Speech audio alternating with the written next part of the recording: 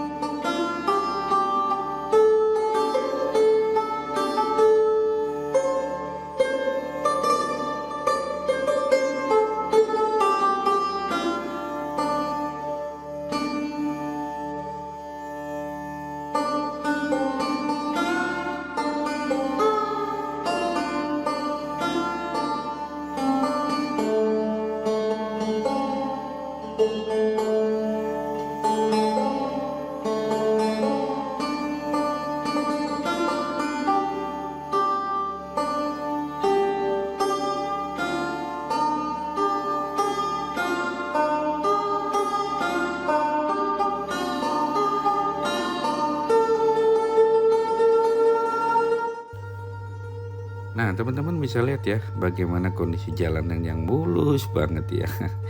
Dan setelah 1 jam perjalanan ya, maka sopir mulai menepi ke rest area.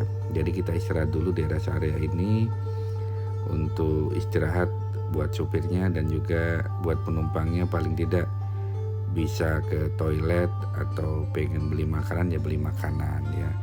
Dan ini rest areanya juga cukup bagus, ada banyak pilihan makanan dan juga tentu ada pengisian bahan bakar di lokasi ini. Demikian video kali ini. Ikuti terus lanjutan dari video perjalanan di Istanbul, Turki ini. Sampai jumpa, salam sehat dan bahagia.